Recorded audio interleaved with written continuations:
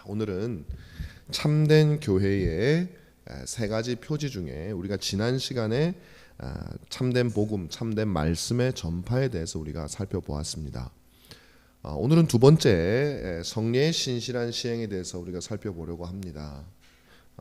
우리가 계속해서 이 참된 교회의 표지를 살펴보는 것은 그냥 공부한다는 마음으로 여러분들이 보시지 않으셨으면 좋겠어요. 사실은 우리가 하는 모든 공부가, 학교에서 하는 모든 공부도 다 실생활에 쓰이기 위해서 원래는 하는 건데, 공부하면은 뭔가 시험 볼 때만 쓰이고 실질적으로는 별로 안 쓰이는 것 같은, 왜냐하면 학교에서 규칙을 제대로 배우고 사회에 나오면 안 지켜지는 일들이 너무 많고, 그러니까 그냥 이거는 그냥 배우는 거지, 머리의 지식이지 실질적으로는 별로 중요하지 않다고 생각하는 경우가 참 많이 있어요. 그래서 교회에도 그런 습관들이 우리에게는 참 많이 있습니다. 어떤 것들을 교리를 배우고 어떤 것들을 공부한다고 했을 때 그것은 우리의 머리를 만족시키기 위해서 하는 것이, 교회는 그런 게 있으면 하나 절대 안 돼요.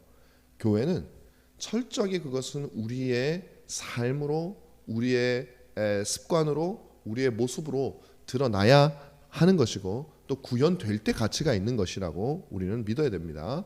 그래서 우리 신앙의 선배들은 신학이란 무엇이냐 이렇게 했을 때요, 절대 지식이라고 말하지, 물론 지식이라고 표현을 한 사람들이 있기는 하지만 그 말의 의미는 단순히 머리에만 머무르는 그런 지식은 결코 아닙니다. 그래서 그 신학이라는 것들에 대한 정의를 내릴 때 대부분 어떻게 내렸냐면, 우리가 하나님 앞에서 복되게 살아가는 지식, 뭐 이런 식으로 표현을 했어요. 그러니까 복되게 살아가는 방법, 교리, 지식, 그러니까 이것이 우리의 삶과 직접적으로 관계가 있는 것이지 단지 머리에만 머무는 것은 아닙니다. 그 중에 참 중요한 것들 중에 하나가 바로 우리가 배우는 참된 교회의 세 가지 표지예요.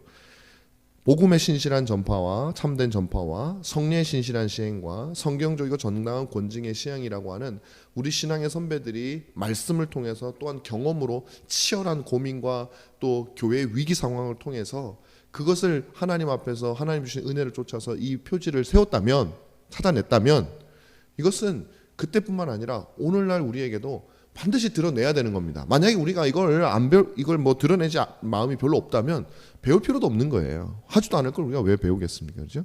그러니까 오늘 저와 여러분들이 배우고 있는 이 참된 교회의 세 가지 표지는 여러분들께서 꼭 머릿속에 항상 담고 다니시다가 항상 우리 교회가 이 세 가지 표지가 나타나고 있는지 아니면 점점 없어지고 있는지, 교회는 저때도 말씀드렸지만 교회는 점점 재밌어지고 교회 사람들은 점점 많이 올 날이 있겠지만, 있으리라고 믿습니다. 많이 오는데 아니 표지는 없어지는 것 같아요 라고 여러분들이 저한테 먼저 왜냐하면 목사도요 잘 몰라요. 하다 보면 뭐 왠지 긍정적으로 생각하고 싶어요. 나는 잘하고 있어 이렇게 생각하고 싶단 말이죠. 모든 걸 긍정적으로 보고 싶어요. 그런데 냉철한 눈을 가진 분이 목사님 아닌 것 같습니다 라고 말씀해 주셔야 저도 정신 번쩍 차리고 다시 객관적으로 볼 수 있게 되고, 그래야 교회의 생명력이 있습니다. 그래서 저는 여러분들이 이 세 가지 표지에 대해서 늘 기억하시고, 누가 물어보면 톡 찌르면 팍 나올 수 있을 만큼 그렇게 기억을 하셔가지고 우리 교회가 정말 그런 이 세 가지 참된 교회 표지가 잘 드러나는 그런 교회가 됐으면 좋겠어요. 자, 그래서 두 번째 우리가 성례의 신실한 시행에 대해서 우리가 한번 살펴보겠습니다. 자, 이제 뭐 여기 여러분들이 보면 여러 가지 의문점들이 많이 떠오를 게 있어요. 성례가 도대체 뭐길래, 뭐가 그렇게 중요합니까? 성례가 뭐 1년에 뭐 전에 다니던 교회 보니까 1년에 한 두어 번 그냥 하더구만요. 그렇게 중요하면 그냥 매주 하든지 뭔가 좀 그렇게 했어야지. 1년에 한 두어 번, 그것도 뭐 잠깐 하는 그 성례가 뭐가 그렇게 중요하다고 참된 교회 표지씩이나 됩니까? 라고 여러분들께서 생각을 하실 수도 있어요. 우리가 한번 보자고요. 왜 그렇게 중요한지. 먼저 성례가 무엇인가 하는 것들을 여러분들께서 보셔야 됩니다. 우리는 뭐 시간이 넉넉치 않기 때문에 간략하게 말씀을 드리겠습니다. 일단 먼저는 성경에서 정하는, 그리고 우리 주 예수 그리스도께서 정하시는 성례로 정하시는 것이, 기념해야 될 것으로 정하는 것이 뭐가 있느냐? 두 개가 있죠. 두 개가 주님께서 친히 세우셨잖아요. 제자들을 불러다가, 마태복음 28장에 제자들을 불러다가 하늘과 땅에 있는 모든 것을 내게 주셨으니 그러므로 너희들은 가서 모든 족속으로 제자를 삼고 세례를 주라 그랬잖아요. 그래서 이 세례라는 것은 주님이 하라 그랬으니까 이걸 해야 돼요. 주님 우리가 만들어내거나 뭐 불편하면 안 해도 되거나, 도움이 안 되는 것 같아요 주님, 세례를 주니까 사람들이 자꾸 교회를 안 와요, 그래서 혹시 그런 일도 없지만 그렇다고 없앨 수 있는 게 아닙니다. 그건 주님이 정하신 거예요. 근데 또 하나가 더 있죠. 그건 성찬입니다. 성찬을 주님께서 잡히시던 날 밤에 제자들을 불러다가 친히 떡과 잔을 베푸시고 기념하라고, 내가 올 때까지 영원토록 나를 기념하라고 주님께서 말씀을 하신 거거든요. 그러니까 오직 주 예수, 교회의 머리이신 주 예수 그리스도께서 이 세우신 성례는 두 가지밖에 없어요. 그런데 왜 제가 두 가지밖에 없다고 이 말씀을 굳이 강조를 하냐면, 이제 우리가 뒤에 가서 조금 배울 거지만은 이 로마 카톨릭 교회에서는 7가지 성례를 뒀다고 여러분 말씀을 드렸죠. 그 7가지 성례는 단순히 우리처럼 기념하는 그런 성례, 물론 우리도 기념은 아니지만, 근데 우리는 기념처럼 하잖아요. 그냥 뭐 연례 행사처럼 그렇게 하잖아요. 천주교는 성례가 그런 게 아니에요. 이 성례, 지금 이 영혼이 죽고 사는 천국 지옥이 달려 있는 그런 거예요.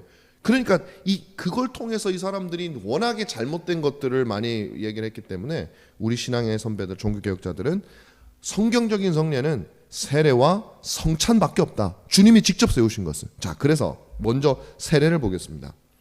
여러분, 세례라는 것이 뭘까요? 한마디로 제가 그냥 아주 짧게 그냥 딱 두 단어로 하면은 은혜 언약에 들어감, 세 단어로 하면은 은혜 언약에 들어감을 상징, 뭐 이런 식으로 표현할 수 있을 것 같아요. 자, 은혜 언약이라는 걸 아셔야 돼요. 세례는 우리가 하나님과의 복되신 은혜의 언약의 이론으로 들어가는 것을 우리에게 보여주는. 그래서 여러분들이 세례를 여러분이 받을 때는 물론이고, 많은 사람들이 오고 오는 세대의 세례를 받을 때 여러분들이 그걸 보시고 뭘 생각해야 되냐면, 아이고 쟤는 우리 교회에서 드디어 세례를 받는구나, 꽃다발 갖다 줘야지, 이런 생각하실 게 아니라, 어린 아기가 그냥 유아 세례를 받을 때 그걸 보고서 여러분들 아이고 물이 떨어지면 저희가 울려나 어쩌려나 귀엽다고 깔깔깔깔 그거 할 게 아니라, 그 세례로 말미암아 그 성인과 그 어린 아이가 주 예수 그리스도를 중보자로 하는 이 복되신 은혜의 언약에, 하나님이 결코 끊지 않으신다고 하는 그 복되신 은혜의 언약에 들어가는구나를 보시면서 내가 들어가던 그날을 여러분들께서 기억하셔야 되네. 내가 하나님의 이 은혜 언약에 들어왔지. 저 세례가 상징하는 내가 죄로 인하여 죽고 그리스도로 인하여 다시 살아났지, 내 죄가 다 씻겨졌지 라고 하는 그게 은혜 언약의 결과로 우리의 죄가 씻겨지는 거거든요. 그냥 제가 늘 말씀드렸습니다. 그냥 예수님을 믿으면 죄가 씻겨집니다, 맞는 말인데 그건 큰 의미가 없어요. 은혜 언약이 있기 때문에 없어지는 겁니다. 자, 그래서 이 세례에 대한 웨스트민스터 신앙 고백의 정의를 제가 한번 읽어보겠습니다. 자, 세례는 예수 그리스도께서 제정하신 신약의 성례로서 그리스도께서 직접 제정하셨어요. 단지 세례받는 당사자를 유형교회에 엄숙히 가입시키기 위한 뿐만 아니라, 이것도 있는 거예요. 우리처럼 이렇게 눈에 보이는 유형교회의 회원으로 가입하게 되는. 그러니까 여러분, 세례는요, 이제 우리와 한 운명 공동체에 들어가게 되는 겁니다. 영혼의 공동체에 들어가게 되는. 그 말은 뭐냐면, 그 사람뿐만 아니라 교회 성도들도 그들을 나의 가족으로, 내가 나의 것을 나눌 수 있는 사람으로 받아들인다는 거예요. 제가 뭐 우리 개혁교회 전통에서도 마찬가지고, 제가 유학할 때 다녔던 그 교회에서도요, 참 저는 그게 의미가 깊었어요. 유아 세례를 받을 때도 그렇고, 제가 세례를 받는 거는 본 기억이 없어요. 거기는 워낙 다 어릴 때부터 유아 세례를 받으니까.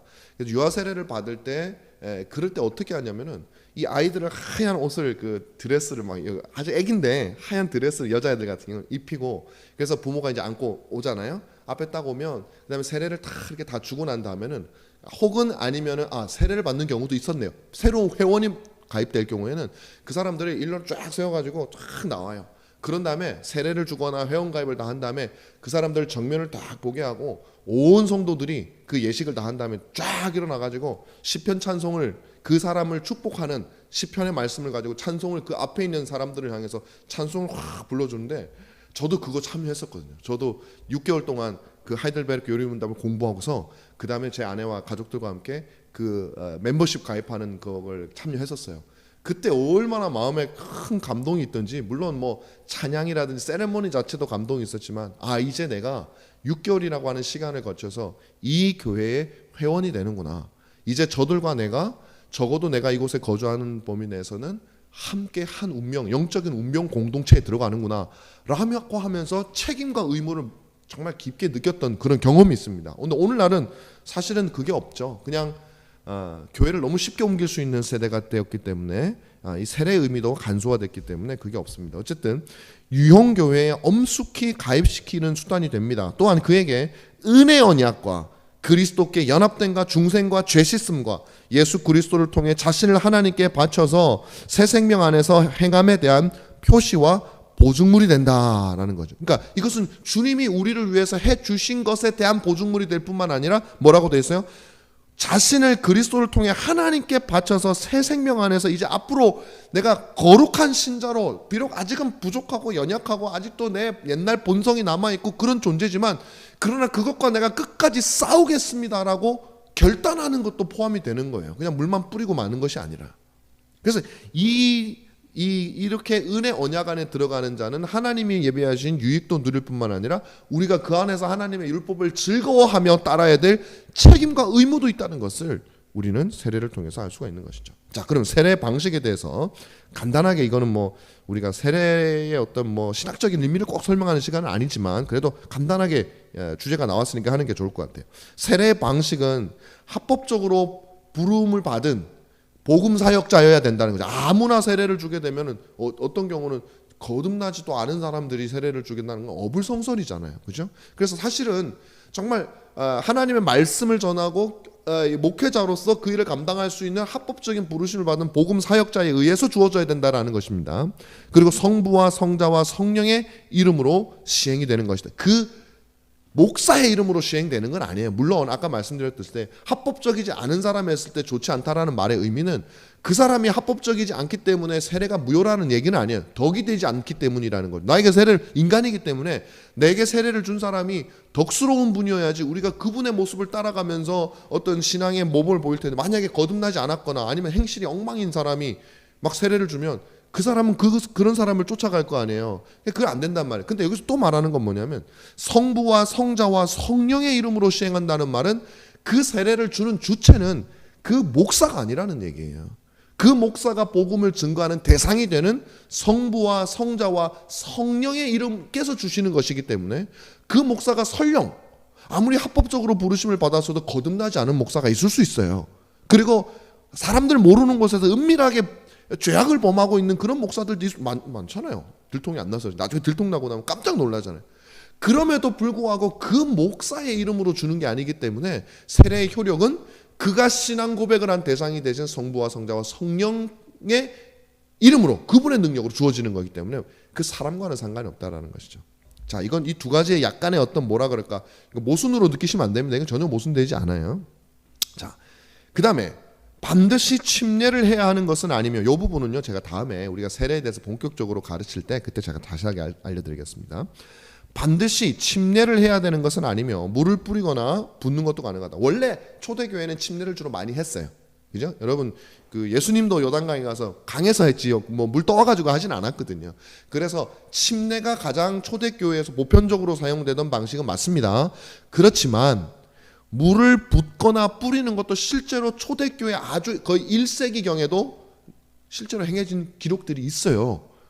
보편적인 건 침례지만, 그래서 우리 신앙의 선배들은 침례를 부정하지는 않습니다. 침례는 안 돼, 이게 아니라 침례가 좋아요. 여건이 되면 그렇게 하는 게 좋습니다. 그러나 반드시 그럴 필요는 없다. 그래서 어차피 그것이 상징하는 것이, 내용이 중요하기 때문에 물을 붓거나 뿌리는 거 가능하다. 그래서 너무 침례교회의 어떤 분들이 막 자부심을 가지고 침례 아니면 가짜야 그렇게 얘기하면요, 싸우지는 마세요. 싸우지는 마시고 그냥 인정해 주시고 속으로 그냥 별로 크게 신경 안 쓰시면 되는 거예요. 근데 만약에 대화가 되는 분이면 조용히 대화해 보시는 것도 괜찮겠죠. 자, 세례의 대상입니다. 자신의 신앙을 고백하는 성인이죠. 여러분, 이거 굉장히 중요하죠. 그래서 신앙을 고백한다고, 그러니까 적어도 신앙 고백은 해야 돼요. 내가 뭘 믿는지, 어떻게 믿는지에 대해서 스스로 잘하든 못하든 고백을 해야 되고, 그 고백의 내용이 복음의 내용을 담고 있으면 우리는 그것이 옳다고 인정하는 거지. 고백조차도 못한 사람을 우리가 줄 수는 없어요. 우리가 무슨 궁예도 아니고 무슨 관시법을 어떻게 쓸 수도 없고 그 마음에 어떻게 알겠어요. 그래서 반드시 고백을 해야 됩니다. 제가 예전에 천호교회에서 어떤 중학생, 여학생을 세례를 2명을 주지를 못했던 적이 있어요. 그때 왜 그러냐면 다른 건은 없고 그들이 자신의 믿음의 내용에 대해서 전혀 고백을 하지는 못했어요. 그래서 저는 그들에게 너희들 입으로 자신 있게 고백할 수 있을 때에 그것을 통해서 인정을 받고 또 우리 이 당회에서 인정을 받아서 세례를 받는 것이 너희들에게도 더 유익되지 않겠느냐라는 마음으로 제가 사실은 그것을 그 아이들을 세례를 받지 못하게 했던 거예요. 그런데 그것으로 인해서 많은 분들이 저에 대한 오해도 많이 하시고 또 좀 불만도 가지시고 그랬던 기억이 제가 나요. 근데 저는요, 그게 왜 그러냐면 세례가 무엇인지를 잘 모르셔서 그런다는 거죠. 세례가 마치 천주교처럼 우리가 아직도 그런 전통을 가지고 있어요. 여기 보면 세례 효력에 나오는데 세례를 받으면 마치 구원을 보증하는 것처럼 생각되고 세례를 아직 안 주면 이 사람이 구원을 못 받는다고 생각하는 약간의 그런 경향들이 있어요. 그건 전혀 아니에요. 전혀 그런 의미를 말하는 것은 아닙니다. 그렇기 때문에 우리는 성경대로 하면 제일 좋아요. 세례를 어떻게 해서든지 주는 게 중요한 게 아니라 성경대로 주면은 하나님께서 그 방식대로 가장 효력 있게 역사를 하실 거예요.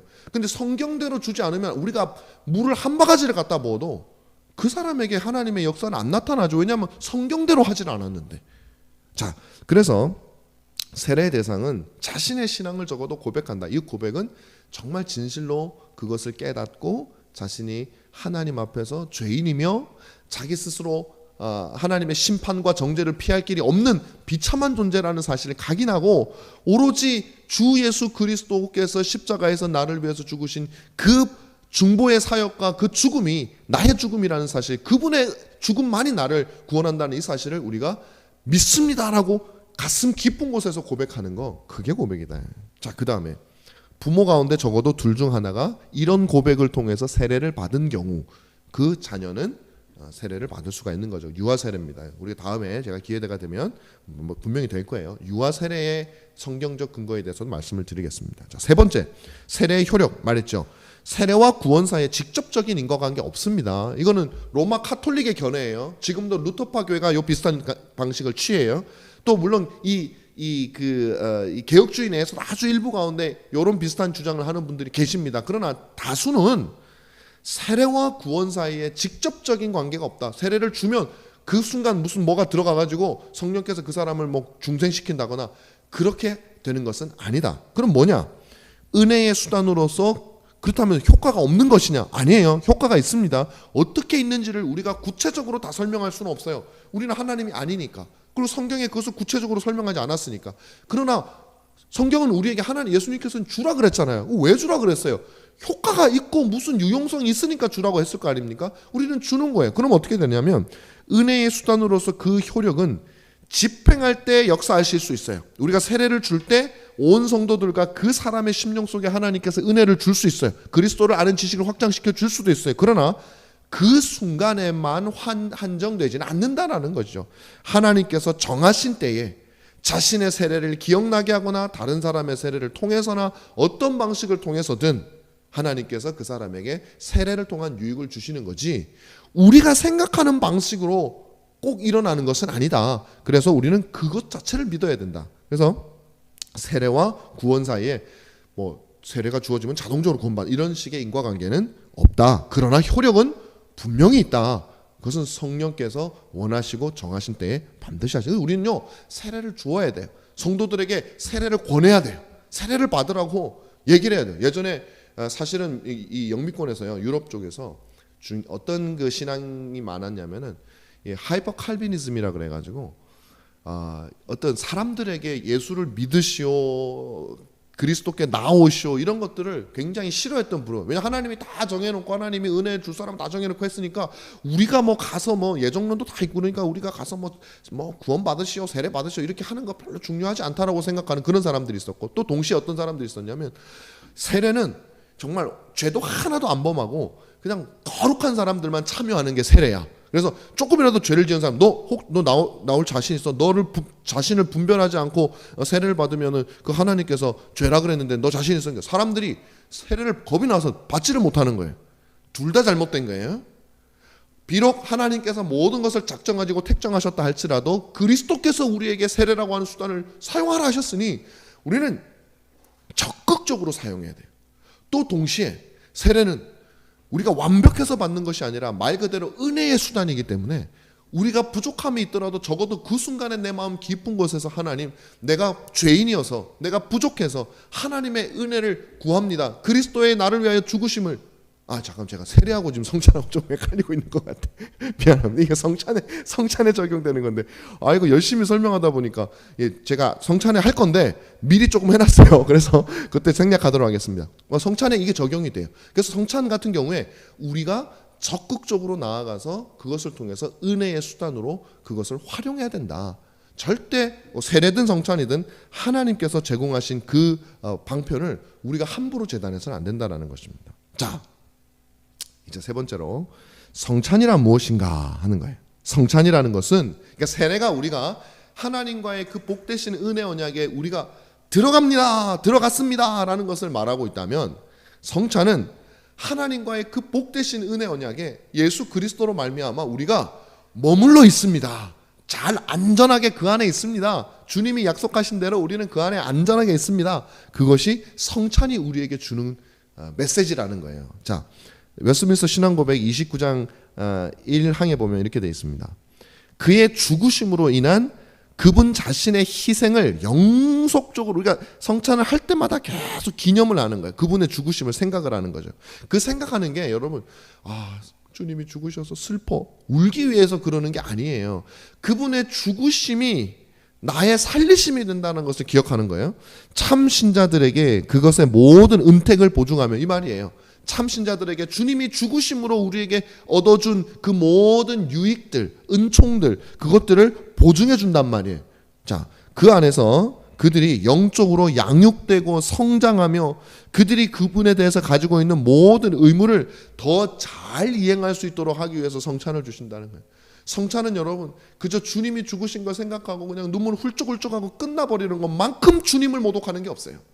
주님이 이사야서에 보면요, 1장에 보면 그러잖아요. 제사를 드리러 오는 게 주님이 기쁠까요, 안 기쁠까요? 기쁘죠. 자기 귀한 양을 가지고 오는데 주님은 그는 뭐라고 하세요? 아주 신물이 난다 그러잖아요. 신물. 근데 그 주된 내용이 뭐냐면 너희들의 마음이 나에게 없는 그 제사가 신물이 난다는 거예요. 그 말은 뭐냐면 주님이 정해진 율법 중에 자기가 할 수 있을 만한 것들만 하고 자기가 하기에 조금 어려워 보이거나 부담스러운 것들은 안 해버린단 말이죠. 혹은 자기에게 습관이 되어져서 별로 어렵지 않은 것들은 하고, 왜냐면 복을 받아야 되니까 하고, 하나님의 더 중요한 그 말씀의 본래의 의미를 행하지 않는 모습을 보면서 하나님께서 뭐라고 하시냐면 얘들은 나에 대한 사랑이 없구나. 그래서 신물 난다는 거예요. 그래서 마찬가지예요. 우리가 성찬에서 그냥 눈물을 흘린다고 해서 주님을 사랑하는 게 아니에요. 진짜 주님을 사랑하는 것은 그 성찬에서 그리스도의 죽으심과 우리에게 주신 유익을 기억하면서 이제 우리가 어떻게 주님께서 주신 이 그리스도인이라고 하는 정체성을 가지고 잘 살 것인가에 대해서 우리가 싸워야 된다는 거예요. 근데 그건 내가 잘 싸워야지 해서 되는 것이 아니라 이 성찬 세례를 통해서 은혜 언약의 주인이신 우리 주 예수 그리스도의 그 희생적인 사랑과 죽음을 기억할 때 우리의 마음이 따뜻해져요. 우리가 사랑이 넘쳐야 다른 사람을 사랑할 수 있는 거예요. 우리가 은혜가 넘쳐야 다른 사람에게 은혜를 베풀 수 있는 거예요. 우리가 기뻐야 다른 사람을 기쁘게 해줄 수 있습니다. 우리가 안 기쁘면 우리를 보는 사람들마다 짜증이 나요. 제가 너무 많이 경험한 교회에서도 진짜 마찬가지인 것 같아요. 교회에서도요, 일단 목사가 중요하죠. 왜냐면 제가 이 앞에 서 있으니까. 제가 그냥 막 주구장 쓰고 이거 쓰면요, 성도들도 얼마나 그냥 기분 좋다가도 그냥 목사님 얼굴 보면 은혜 떨어지고 막 죽을 상이 될 거 아니에요. 그러니까 제가 중요해. 제가 항상 쌩글쌩글 웃어야지. 하나님의 기쁨 속에 거해야지. 근데 여러분도 마찬가지예요. 여러분들도 성도 간에 또 여러분 주변에 있는 사람들 사이에서 여러분들 얼굴에 기쁨이 없으면, 사랑이 없으면 안 되잖아요.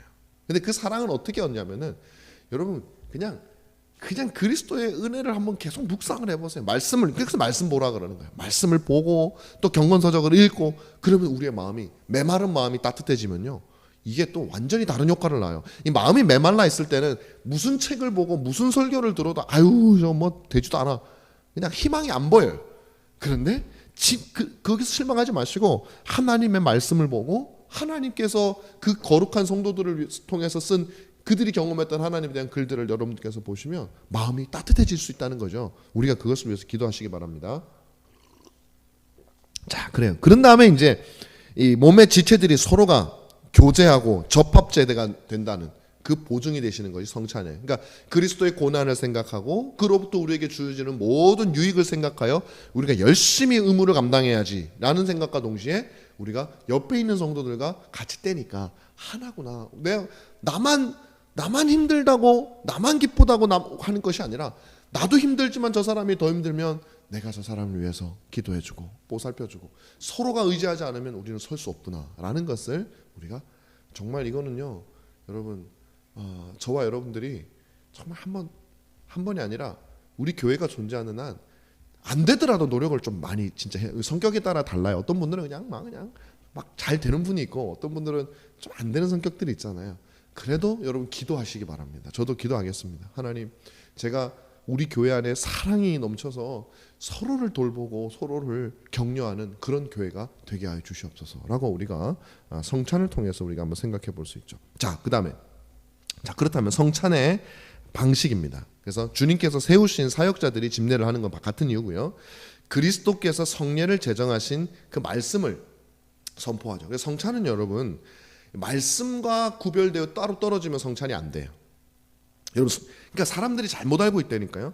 이 무슨 예식, 무슨 빵, 떡, 성찬기, 금으로 되면 더 좋고, 은으로 되면 덜 좋고, 나무로 되면 후지고, 스텐으로 되면 저런 거 빨리 바꿔야지.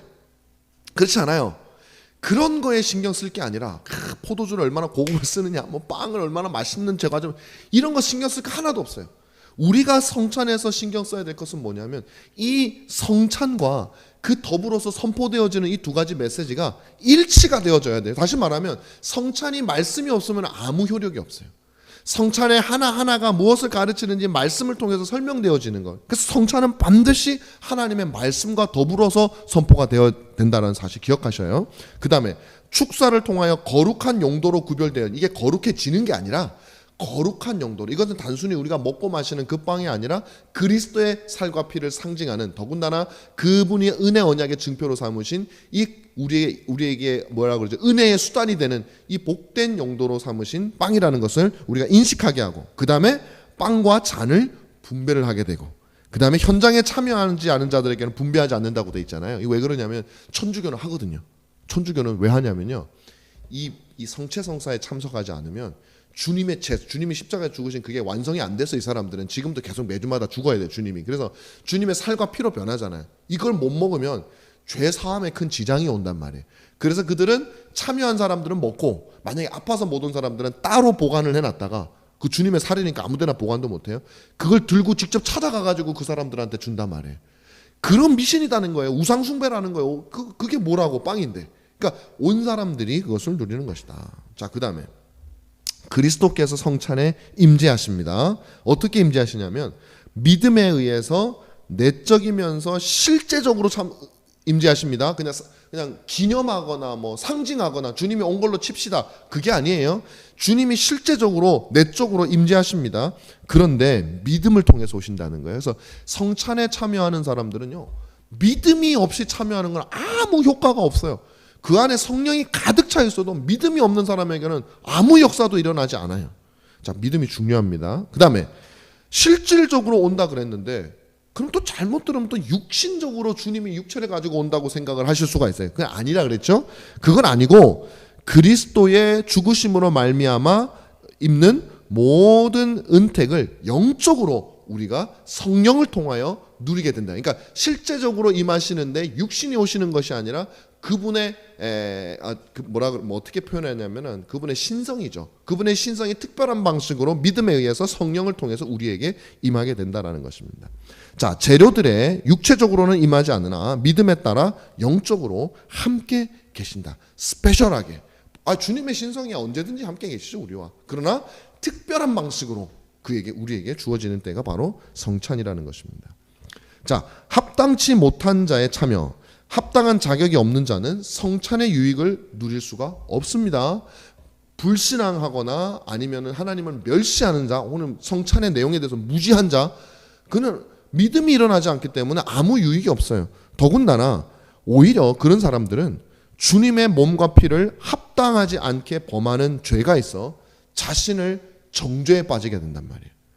이게 어떤 그 웨스트민스터 신앙 고백을 번역한 걸 봤더니 영원한 죽음에 처하게 된다. 뭐 그렇게 얘기를 했더라고요. 근데 뭐 그건 좀 과한 해석 같고요. 예를 들면 준비가 되지 않고 그냥 룰루랄라 날라리로 그냥 참여하는 사람들, 그냥 주님의 살과 피를 그냥 건성으로 먹고 마시는 사람들, 그 사람들은요 굉장히 위험한 게 뭐냐면, 차라리 참여하지 않은 것보다 더 위험한 것은 주님의 살과 피를 건성으로 참여하던 버릇이 되면요, 이건 고쳐지기도 힘들어요. 차라리 안 하는 게 나아요. 안 하면요, 오랜만에 참여하니까 마음의 경건함이라도 있고 뭔가 준비가 되는데 매번 그냥 건성으로 룰루랄라 하잖아요. 그 사람은 설득해도 안 돼요. 주님께서 그런 말씀하시잖아요. 성령을 회방하는 죄는 영원히 용서받지 못한다. 이 성령을 회방하는 죄라는 것은 결국은 뭐냐면은 그게 어떤 특정한 죄, 성령을 회방해야지 이런 죄가 아니라 어떤 죄인지는 우리가 말할 수 없어요. 그래서 예를 들면 히브리서 6장에 보면 한 번 비침을 받고 다시 떠난 사람은 다시 돌아오지 못한다 그러잖아요. 마찬가지예요. 교회에서 차라리 어떤 그런 맛을 못 본 사람이라면은 나중에 내 죄를 깨닫고 돌아올 수 있어요. 근데 교회에서 뭘 다 해봤어. 나는 다 해봤어. 막 목사님보다도 더 영적 체험을 더 많이 했다고 생각을 해. 그래 하나도 새롭고 신비로운 게 없는 사람이에요. 근데 실제로 거듭나진 않았어요. 비침을 받고 맛만 본 거예요. 그런 사람 떠나가면 못 들어와요. 교회에 차라리 없던 게 나아요. 그런 사람. 마찬가지입니다. 성찬도. 그래서 우리 성도들이 성찬을 죄를 졌다고 안 드리는 건 아니에요. 우리 죄 안 짓는 사람이 어디 있어요? 그런 내 마음속에 거리낌이 있을 때 저는 그 자리에서 여러분이 진실한 마음으로 회개를 하면, 그리고 하나님의 은혜를 구하면 참여할 수 있어요. 그런데 내가 심각한 죄를 범했어요. 그런데 여전히 내 마음속에 회개가 나오지 않아. 그것이 얼마나 잘못했는지 모르겠어요. 자신을 분별하지 않아요. 그거는 안 하는 게 좋아요. 양심에 조금이라도 찔린다. 물론 찔리는 사람은 회개하겠지만, 근데도 찔리면서도 안 하는 사람들이 있어요. 그런 경우는 안 하는 게, 내 마음에 찔리면 안 하는 게죠. 그러나 우리가 하나님 은혜를 구합니다. 그래서 자격 없는 사람은 없어요. 거듭난 사람들 중에는. 근본적으로는 내가 하나님 이 성찬을 통해서 주님의 용서하심과 주님의 임재하심과 나와 함께 하심에 대한 확신을 누리기를 원합니다. 은혜의 수단이 되어 주시옵소서. 그렇게 말씀을 한다면은 얼마든지 참여할 수 있는 거예요. 그러나 자기를 분별하지 않는 사람들은 안 됩니다. 그래서 여러분들이 스스로 성찬이 있다 할 때 제일 좋은 거는 한 주간 동안 계속 자신을 돌보는 거예요. 성찬주, 우리 장로교 전통이 그래요. 한 주간 동안 막 사경회 하고 그래. 성찬이 있을 때는 뭐 월화수 사경회, 목금토 사경회 하고, 그 스코틀랜드에서는 한 주간 내내 성찬 주간이라서 마을 전체가 성찬을 준비하는 그런, 그렇게 준비된 마음으로 성찬에 와서 떼어지는 떡을 보면서 그리스도의 은혜를 누리게 될 때 얼마나 큰 은혜가 임하겠습니다. 자, 이게 중요합니다. 참된 교회의 표지에 성례의 신실한 시행이 그렇다면 왜 포함이 됐냐? 중요한 거 알겠어요. 성찬이 그런 거라는 거 알겠습니다. 근데 왜 포함이 됐냐? 성례 자체의 의미가 가지고 있는 의미와 중요성이 있기 때문에 포함이 된 거예요. 제가 지금 말씀드렸듯이 주요한 은혜의 수단입니다. 하나님께서 우리에게 은혜를 베푸실 때 말씀을 통해서 당연히 베푸시죠. 그러나 동시에 하나님께서 복음을 설명하는 말씀 위에 또 하나의 수단을 주셨는데, 그 수단이 무엇이냐면 눈에 보이는 복음인 성례라는 거예요. 이 성례를 통해서 여러분 제가 말했잖아요. 세례는 그 복 대신 은혜 언약에 우리가 들어간다는 것을 행위로 다 설명을 하잖아요. 죄를 씻겨주고 그 성부와 성령의 이름으로 세례를 주고 우리가 죽고 우리가 다시 살아나고, 이 모든 예식 속에 우리가 하나님과의 언약에 들어간다는 것이 포함되어 있고, 성찬은 더 말할 것도 없고요. 피와 잔과 떡이 상징하는 그리스도의 피와 살을 우리가 보면서 내가 이 은혜 언약 안에 내가 지금 먹고 있는 것이 그리스도의 살과 그리스도의 피구나. 내 몸에 있는 것은 내 몸이 아니라 그리스도께 접붙임을 받은 바로 그리스도의 몸이구나라는 것을 우리가 생각하면서 내가 은혜 언약 안에 있다라는 것을 확신하게 되는 아주 중요한 수단이죠. 자, 그래서 하나님의 말씀을 강화하는 역할을 한단 말이에요. 그래서 또 반복드리지만 성찬은 반드시 말씀과 더불어서 역사해야 된다. 그래서 불가분한 관계를 가지고 있습니다. 그래서 어디 가서 성찬을 마치 어떤 주술적인 마치 그 자체로 무슨 예식을 하면서 거기서 막 성령이 막 내려오는 그런 어미로운 모습을 억지로 꾸미려고 하고 말이에요. 선주교는 그런 거 많이 하잖아요. 빛을 어떻게 막 해가지고 그런 걸, 궁세 때도 그렇고요. 그 스테인드 글라스도 그렇고 그런 식으로 빛도 막 조절하거든요. 성찬상에 탁 비치게 해가지고 그때 분위기에서 느껴지는 것들이 무슨 마치 하나님의 은혜인 양, 그렇지 않습니다. 자, 그래서 성례에 대한 심각한 오해가 있었다.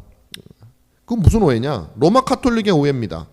지나치게 성례를 왜곡시키고 지나치게 강조를 했어요. 첫째, 말씀과 분리시켜 버렸어요. 성찬을 말씀하고 동일시하지 여기질 않았어요. 뭐 제대로 설명도 안 합니다.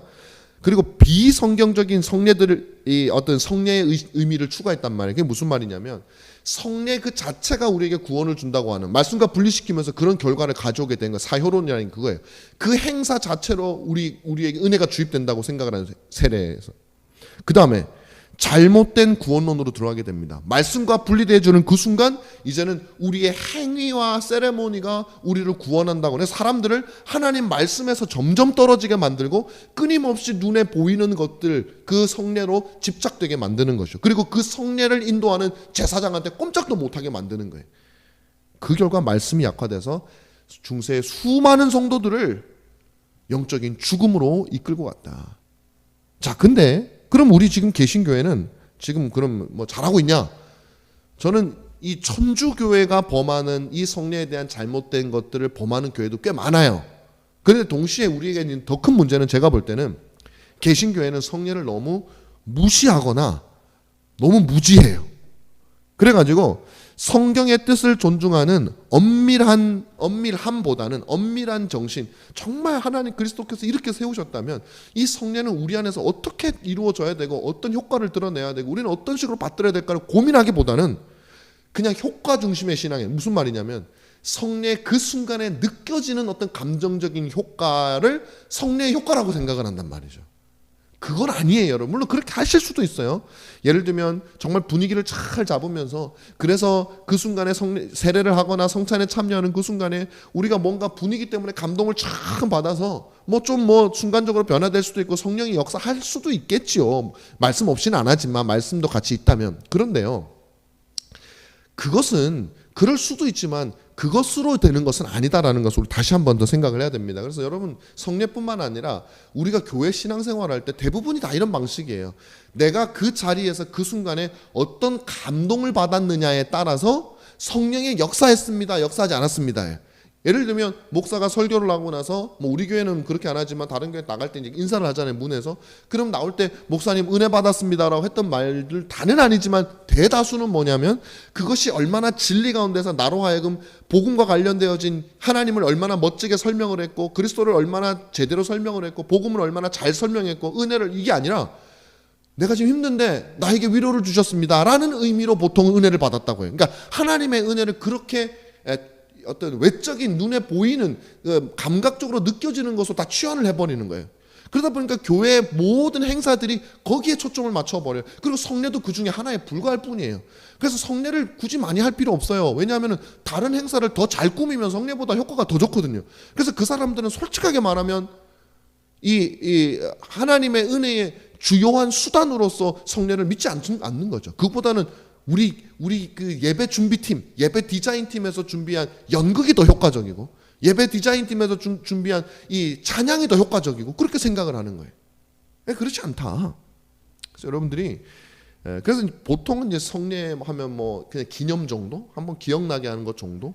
그다음에 효과는 그 기억을 통해서 뭔가 짜릿한 느낌, 그렇게 간다는 거죠. 절대 그렇지 않습니다. 그래서 우리는 정말 성경적으로 시행하면 돼요. 그 다음에 하시는 거는 하나님께서 하실 거예요. 우리가 억지로 감동을 자아낼 필요도 없고 억지로 또 이상하게 할 필요도 없어요.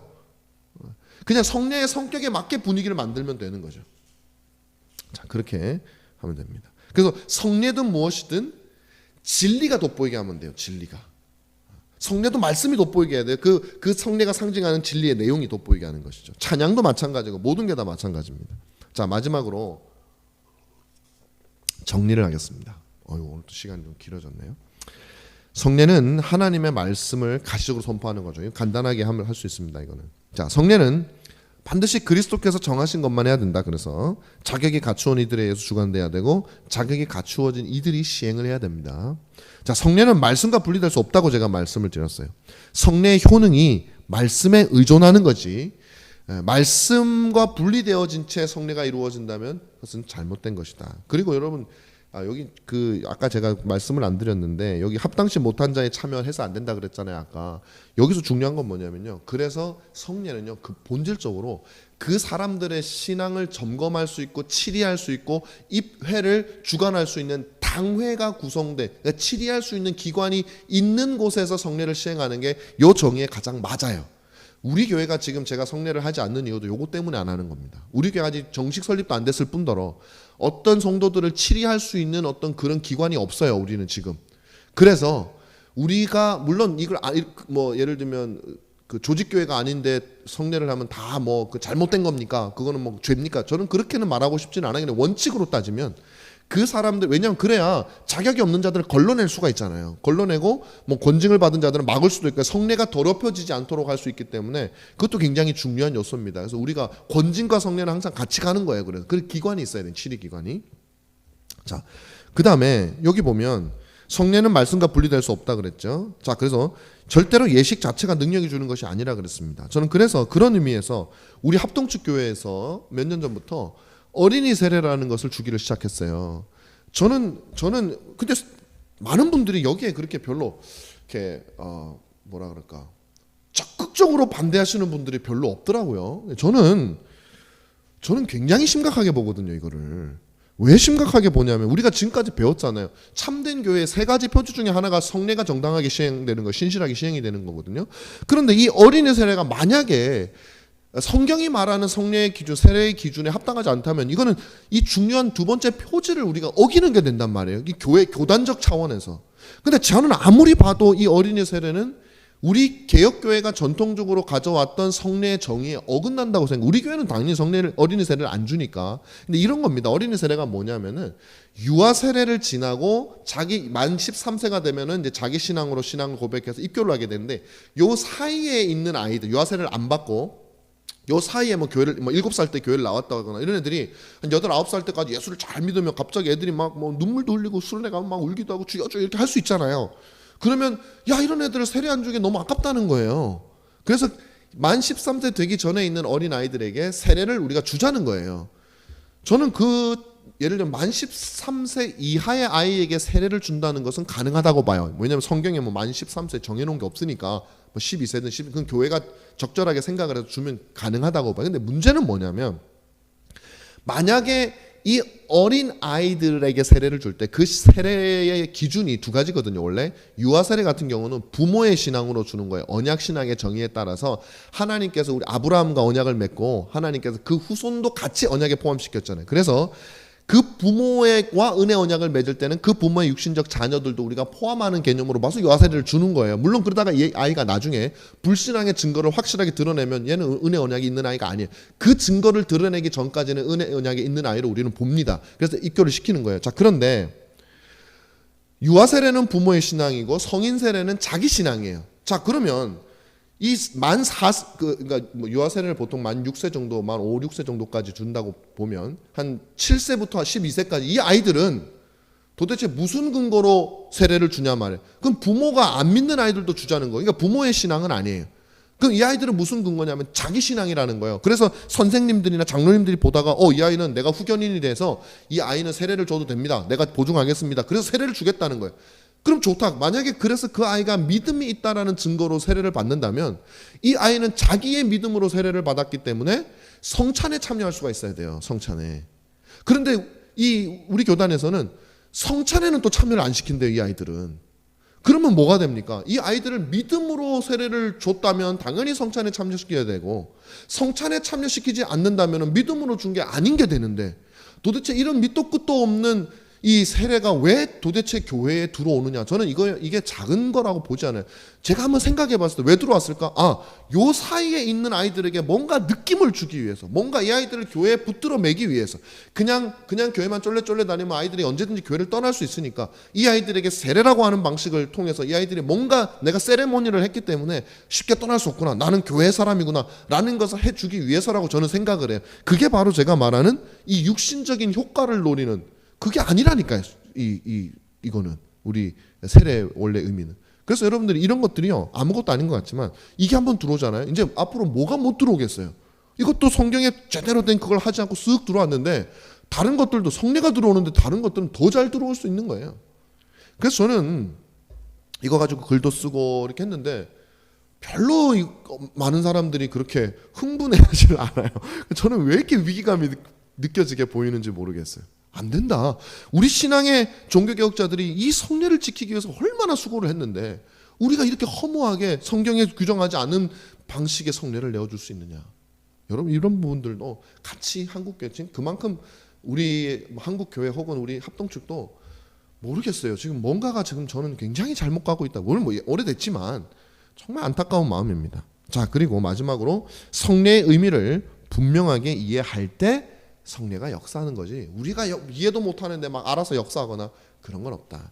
그래서 여러분 우리 이 은가람 교회는요 성례를 한번 성례대로 한번 해보려고 노력을 할 거예요. 아직은 우리가 못 하고 있지만 이제 최대한 빨리 서둘러서 우리가 이제 교회 설립을 하게 되고 이제 뭐 가을 노회를 목표로 우리가 이제 교회 설립을 하게 된다면 그때는 우리가 정말 성경에서 말하는 그런 의미에서의 성례를 끊임없이 제가 상기시켜 드릴 것이고 여러분도 성례를 무겁게 받아들이셔서 정말 우리 교회가 순결한 이 성례가 잘 지속이 돼서 참된 교회의 표지로 남을 수 있도록 정말 여러분 그러니까 목사만 강조해가지고 되는 게 아니에요. 이 목사의 말이 교회 코어 핵심 멤버들한테 딱 박혀 있어서 저하고 비슷한 말을 같이 해주셔야 이게 효과가 있죠. 저 혼자만 얘기해가지고는 별 효과가 없어요. 그래서 여러분들께 이것을 알려드리는 것이니까 우리가 이것을 명심해서 정말 주님께서 정말 기뻐하시는 표지가 찬란하게 나타나는 교회가 되었으면 좋겠습니다.